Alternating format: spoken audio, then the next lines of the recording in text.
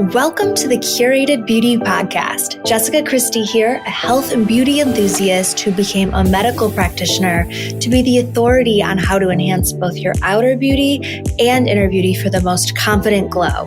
Founding and owning a multi-million-dollar aesthetic medical practice in Michigan, my mission is to bring all the bi-coastal innovations to the fresh coast of Michigan.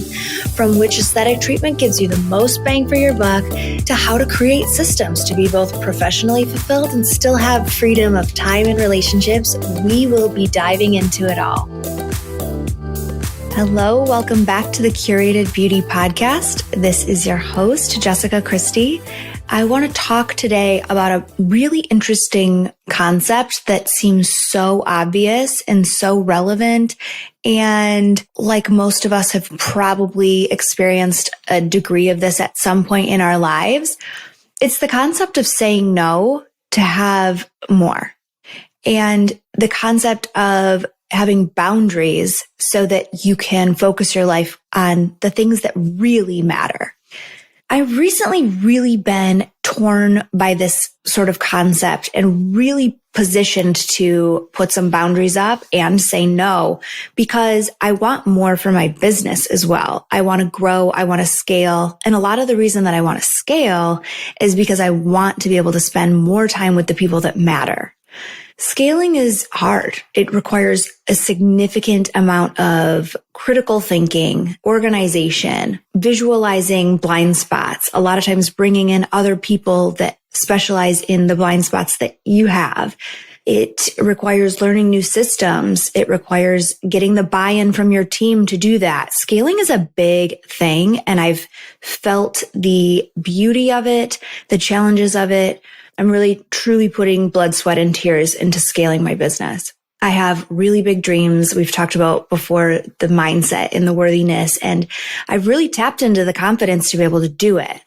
But I think it's important to bring awareness to how did we get to this place where we have such ill-defined boundaries around what actually is important, what we actually want, literally peeling off identities that other people have given us and really getting real about what we want to do and then how to protect that and how to stay on that journey and that course without getting pulled off of track every 10 feet. I first want to start kind of by addressing how do we get into the place where we are people pleasing and lack of boundaries and not saying no in the first place. I think a lot of times we really have a strong connection to other people and that kind of desire to be accepted by other people. We don't always ask ourselves why we're wanting to be in certain social groups or with certain people. And I think if we really did that and we really questioned whether or not they're aligned with our long-term goals and do they have our best interest at heart, or is there some sort of symbiotic benefit, I think that we may be less likely to be so obsessed with people pleasing everyone. I really honestly admire people that do not have those people pleasing tendencies. I think a lot of times they can even come from childhood. You know, your parents always are saying, make sure that, you know, you're looking at what you've done in a situation, or make sure you don't make anyone feel uncomfortable. Don't be disruptive. And that can be really damaging for our adult life. Again, especially as women, because if you are going against the grain and lacking those assertiveness skills because we haven't communicated boundaries early on in life, this can make it really hard to say no. We can feel guilty. We can feel uncomfortable. And quite frankly, women can be looked at as a bitch rather than an assertive person in this world. So I think that those are important reasons to kind of look at where they come from. I think also it can come from, you know, just plain old fear of rejection or being in conflict and not wanting to ruffle any feathers or make any waves. And then just also overcommitment. I think we forget to say no, but then all of a sudden we have all these responsibilities and we want to make sure that we're saying yes to ourselves before we're saying yes to everyone else. And it's a tough one. So I was honestly wanting to make this podcast for a long time, but I was driving in the car with my husband and we were kind of chatting about the whole concept of like, is your job stealing your life? And we start in college and you're striving to be the best and you're winning and everything's so competitive, being at the top of your class, wanting to get out and get a job that matches that skill set, continue that upward growth, climb the corporate ladder maybe.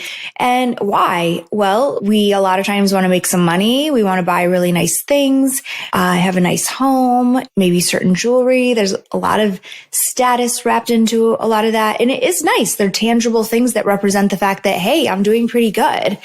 And then, of course, there's the good things too, like taking your family on really amazing adventures and vacations and creating security for your family and your children and safety. This world's crazy. Safety is definitely something that I want to give my family. And I think that a lot of times we grow and grow and grow and grow, but it's like, for who? For who are we growing? Because honestly, we're all replaceable, especially in sort of like a corporate place. We're all replaceable. If we were gone tomorrow, there is someone else that can take our place. People might be sad for a little bit, but everything keeps going. The show rolls. And really the only people that are truly important and the only people that you are irreplaceable to is your family. And so, it's really opened up to the concept of, why are we doing what we're doing? Why are we growing?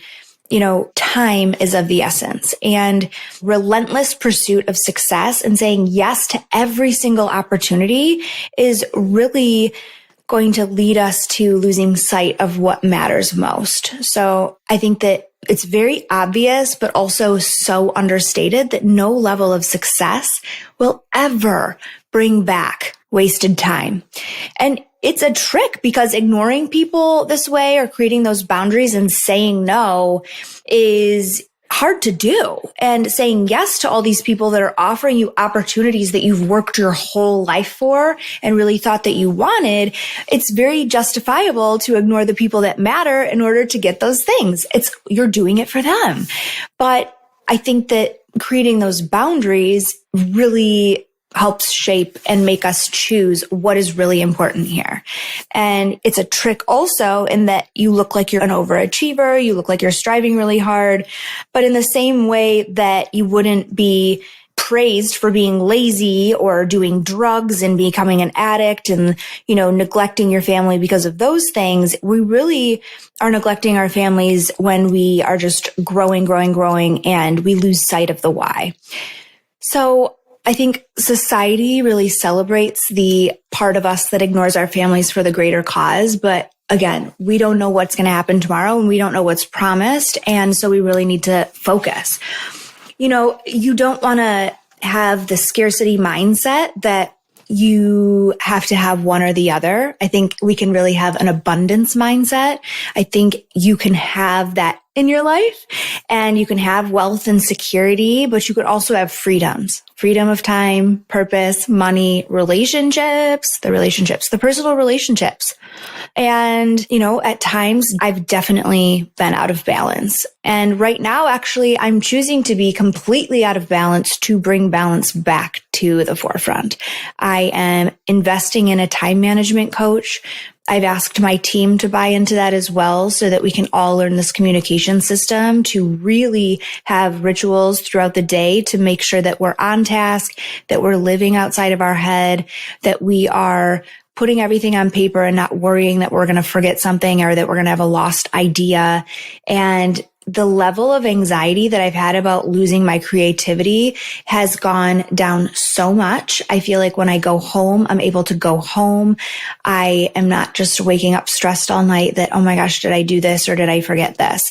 And so, yes, right now I am divulging into all these operating systems and task management tools and having weekly roundups and really working, in these 2-week stints. And we're working on something called the Scrum method. It is really, really intense, but I am doing this because I want that end goal to be creating boundaries for the people that I love. And one of our friends had actually brought up boundaries to me, and he recommended this book to me, our friend Tom. And he said, this is a great book. I read this at a time in my career where I was really struggling to create boundaries with people so that I could be there for my family. And it's really the concepts of learning to say no because it frees up energy that we invest in actual important relationships in our lives. And if we don't say no, we're going to become this sponge for everyone. And all of a sudden, we're just completely saturated with their feelings. And people who have trouble saying no, they really overcommit. They become overwhelmed, resentful, and you'll find yourself in this place. And then really you have no one to blame but yourself because you didn't put these boundary and these walls up. And the ability to set boundaries is truly one of the highest forms of self-respect and respect for other people because you're not wasting their time too with something that's not an authentic path. And, saying no to someone else is just really truly saying yes to yourself. It's saying yes to the other things. And so we really want to make sure that we're practicing these healthy, necessary boundaries so that we can take care of ourselves and improve meaningful connections. Also, I just wanted to make note that it's really important that our job supports our life and not consumes it. And so, yes, boundaries are important, but also prioritizing self-care and communicating with people when you don't feel like you're getting the support systems that you need to make your work and your personal life really come together as an ecosystem where it works well and you don't feel like you're pulled in one way more than the other. Again, sometimes there's those temporary upsets in the system to learn something that's going to help enhance your life. But I think that those are just really important things. And, there's been studies that have shown all these people through generations and people that are high achievers, grow, climb the corporate ladder.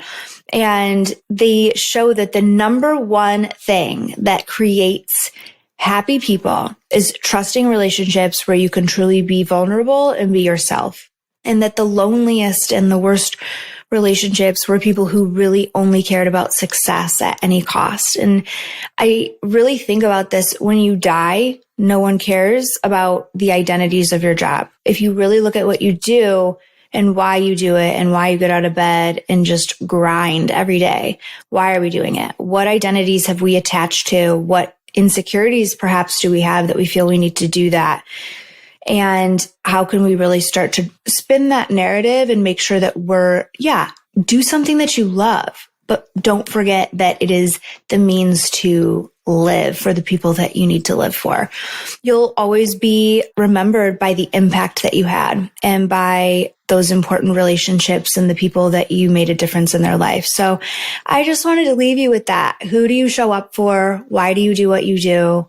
It all comes back to start with why I swear and creating those boundaries and making sure that you say no. And I will share one more thing that I've been doing lately is, again, it doesn't feel good when I say no to a lot of the things that I have to say no to. It's either strategic partnerships that, would look good on my resume and make me look legitimate in this field that I'm in.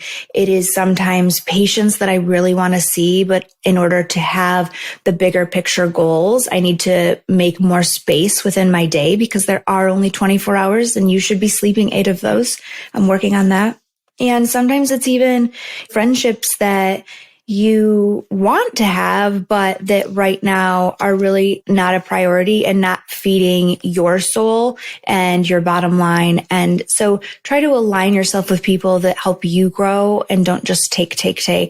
Those things are hard because as the person that I am, I want to be there for every friend that needs me. I want to be able to offer love and grace and energy and pick someone up when they're really down. But don't forget that that also takes away from your bottom line and your goal and your overall energy expenditure. So make sure that you're saying no more than you're saying yes. I'm keeping a journal of all the times that I do because I'm conceptualizing and realizing that those things are the things that help me achieve my bigger, higher goals. Keep them written down. If you are not doing those 5 and 10-year vision plans and just spending time with yourself and writing them out, those are what is going to help you stay focused on what you say yes to and who you say yes to on a daily basis. So thank you so much for tuning in. I hope that this helps you. I hope it leads you in a more clear path.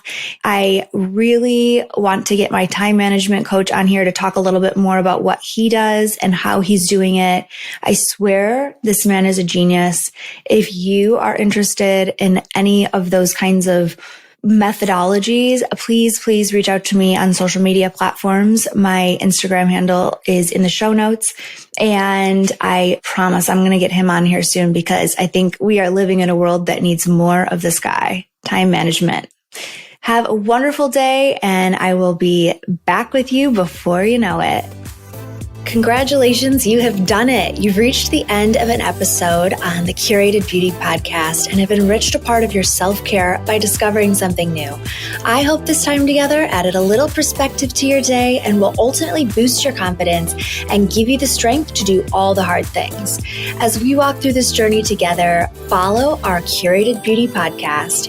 And if this resonated with you, share it with a friend, save the episode, and also follow our social media platforms in the show notes.